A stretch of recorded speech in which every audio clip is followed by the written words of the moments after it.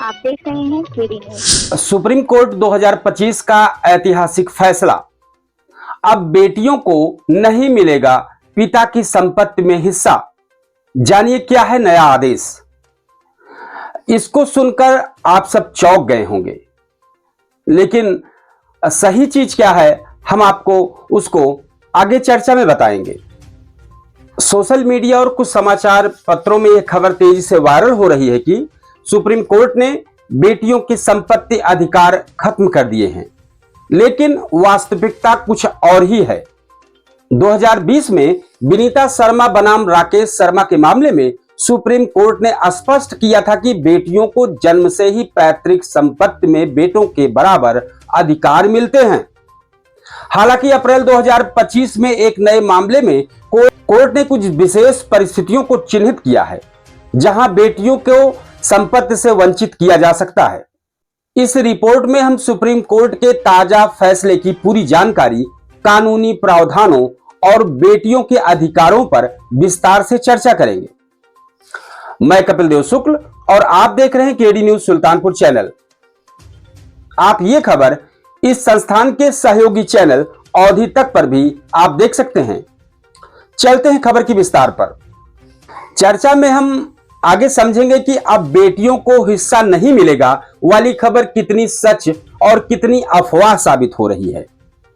भाई आप आम जनमानस में ये जो चर्चा बनी उसमें एक ये भी है कि कहीं ये अफवाह तो नहीं है।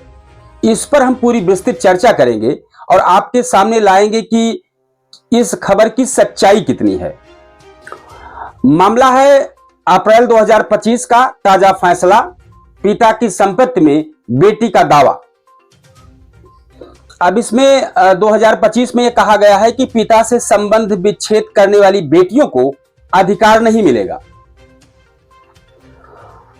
अब इसमें जो संपत्ति का प्रकार आया है वो है स्वअर्जित संपत्ति, मतलब पैतृक संपत्ति नहीं हो, वो जो स्वअर्जित संपत्ति हो उस पर बेटियों का अधिकार नहीं मिलेगा। हिंदू उत्तराधिकार अधिनियम 1956 और 2005 का संशोधन हुआ है। वहीं पैतृक संपत्ति में अधिकार बरकरार है और जिस दिन से यह फैसला आया है, फैसला तुरंत प्रभावी है। इसका जो निर्णय लिया है वो है न्यायाधीश जस्टिस MM सुंदरेश और जस्टिस संजय किशन कौल। इसमें तलाक के बाद बेटी अगर पिता से संबंध तोड़ लेती है तब यह कानून इस पर लागू होगा। अब इस रिपोर्ट में बताया गया है कि किन बेटियों को नहीं मिलेगा संपत्ति में अधिकार। नंबर 1 पर आ रहा है पिता से संबंध विच्छेद। अगर बेटी ने पिता के साथ किसी भी प्रकार का रिश्ता नहीं रखा है और कानूनी तौर पर संबंध तोड़ लिए हैं तो इन बेटियों का पिता के संपत्ति पर अधिकार नहीं होगा। और नंबर 2 पर है पालन पोषण का दावा। अगर बेटी ने पिता द्वारा पालन पोषण या शिक्षा का खर्च नहीं लिया हो और उसकी परवरिश मां या अन्य संरक्षक ने की हो तो ऐसे में संपत्ति में अधिकार बेटी का नहीं मिलेगा। और यह फैसला स्वअर्जित संपत्ति पर लागू होता है, पैतृक संपत्ति पर यह फैसला लागू नहीं होता है। इसमें पिता द्वारा स्वअर्जित जमीन या स्वअर्जित संपत्ति जो की गई होगी उस पर यह कानून नहीं लागू होगा, लेकिन जो पैतृक आराजी है उस पर बेटी का हक रहेगा। हिंदू उत्तराधिकारी अधिनियम बेटियों के अधिकारों का इतिहास। 1956 का कानून, बेटियों को पैतृक संपत्ति में कोई अधिकार नहीं था। 2005 का संशोधन हुआ जिसमें बेटियों को जन्म से ही बेटों के बराबर अधिकार दिया गया। 2020 का फैसला आया। विनीता शर्मा मामले में सुप्रीम कोर्ट ने कहा कि 2005 का संशोधन रेट्रोस्पेक्टिव है, यानी 1956 से पहले जन्मी बेटियों को भी अधिकार मिलेगा। 2025 का फैसला आया। स्वअर्जित संपत्ति में अधिकार के लिए पिता बेटी के रिश्ते को आधार बनाया गया है। पैतृक संपत्ति और स्वअर्जित संपत्ति का अंतर क्या है? पैतृक संपत्ति पिता पूर्वजों से विरासत में मिले हुए संपत्ति को पैतृक संपत्ति कहते हैं और स्व अर्जित संपत्ति पिता द्वारा स्वयं अर्जित की गई। अब पैतृक संपत्ति में जन्म से ही बेटी के बराबर का हक मिलेगा और उसमें स्व अर्जित संपत्ति में पिता की इच्छा या वसीयत पर निर्भर करेगा। अब सुप्रीम कोर्ट के फैसले का प्रभाव क्या पड़ेगा? अभी पहले हम आपको सकारात्मक पक्ष बताते हैं। पिता के अधिकारों की सुरक्षा। अगर बेटी ने पिता से रिश्ता तोड़ा है तो पिता उसे संपत्ति से वंचित कर सकता है। न्यायिक अस्पष्टता। पिता बेटी के कानूनी रिश्ते को संपत्ति अधिकार से जोड़ा गया है। अब इसका नकारात्मक पक्ष क्या है? महिला अधिकारों पर चोट। कुछ मामलों में बेटियों को अन्याय हो सकता है।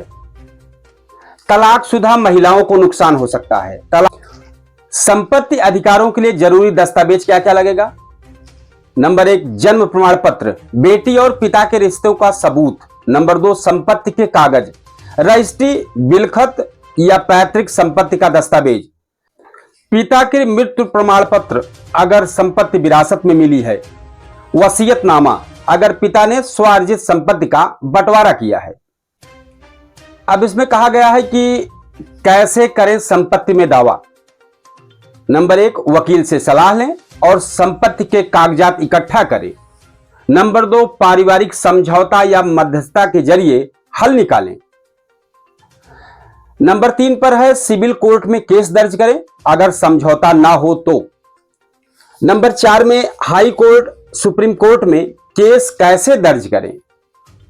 और नंबर 5 में है फैसला का पालन करें और संपत्ति का कानूनी बंटवारा सुनिश्चित करें।